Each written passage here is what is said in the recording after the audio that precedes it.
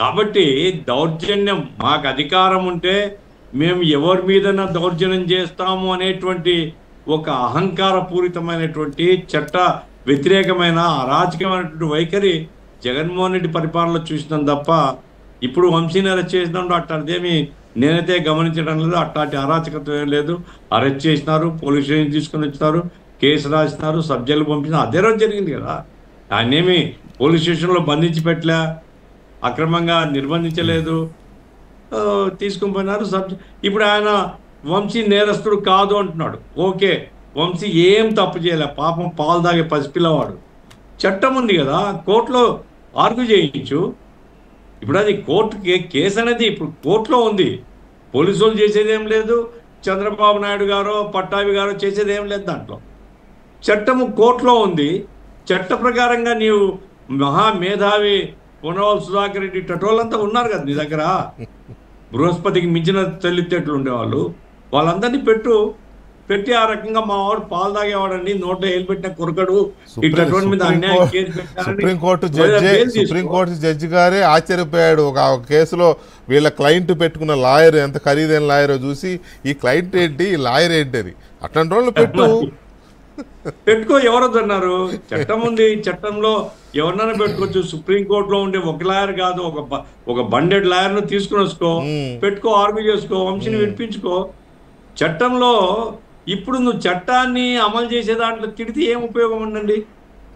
ఆ తర్వాత రెండవది, నీ రాజ్యం అంతా సజావుగా సాగినట్లుగా ఇప్పుడేదో అరాచకత్వం ఉన్నట్లుగా మీరు ఇంతకుముందు చాలా ఉదాహరణలు చెప్పారు.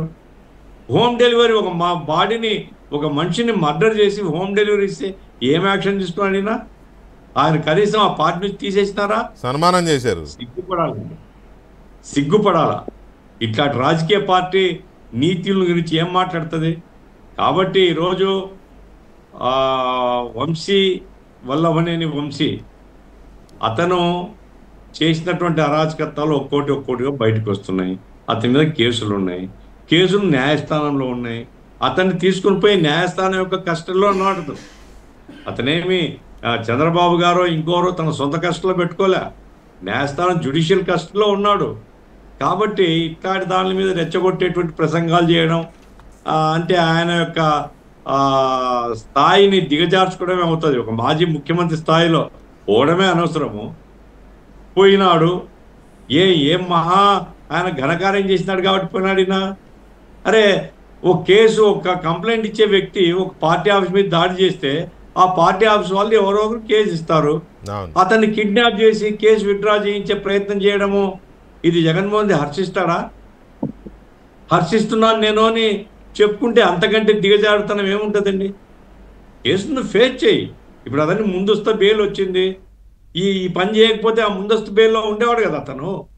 వీళ్ళు వెంటబడి తప్పుడు కేసులు ఏం పెట్టారు కదా, జరిగిందే కదా కేసు పెట్టింది. డేట్లు చెప్తున్నాడు. ఇప్పుడు 11వ తేదీ హైదరాబాద్లో వంశీ గారి దగ్గర ఉన్నాడు. అది క్లియర్ కదా, ఆ వీడియో క్లియర్ కదా. అంతేకాదు, ఆయన్ను కిడ్నాప్ చేసిన తర్వాత వాళ్ళ తల్లి వాళ్ళ అన్న పోయి కంప్లైంట్ చేసినారు. పోలీసు వాళ్ళు స్టేట్మెంట్ ఇచ్చారు. మరి ఒక వ్యక్తి మా ఇంట్లో నుంచి మా సభ్యున్ని ఫలానోని ఎత్తుకొని పోయినారు అంటే పోలీసులు కేసు రిజిస్టర్ చేయరా? అంటే ఆ వ్యక్తి వచ్చిన తర్వాతనే కేసు రిజిస్టర్ చేస్తారా? బుద్ధి ఉందా అసలు మాట్లాడడానికి? అతన్ని కిడ్నాప్ చేసినాను కేసు చెప్పినప్పుడు ముందు ఎఫ్ఐఆర్ రాసుకుంటారు, అతన్ని వెతుకుతారు, అతను వచ్చిన తర్వాత డీటెయిల్ స్టేట్మెంట్ తర్వాత తీసుకుంటారు. కామన్ సెన్స్ పాయింట్ ఇది. కాబట్టి వల్లభనేని వంశీ విషయంలో ఎంత గొంతు చించుకున్నా ఏమి ప్రయోజనం లేదు, వాళ్ళకేం అడ్వాంటేజ్ రాదండి. వల్లభనేని వంశీ, కొడాలి నాని ఇట్లా నోటెడ్ ఫిగర్స్ ఉన్నారు ఆంధ్ర రాష్ట్రంలో. ప్రజానికం ఈ రాజకీయ పార్టీలతో సంబంధం లేకుండా చూసే వాళ్ళందరూ కూడా గుర్తుపెట్టుకునే పేర్లు ఉన్నాయి కొన్ని. అట్లాంటి పేర్ల మీద ఈయన ఎంత గొంతు చించుకుంటే ఏం ఉపయోగం? రైట్. ఇవాళ సోషల్ మీడియాలో ఫేస్బుక్లో ఒక పోస్ట్ చూశాను. బాలకోట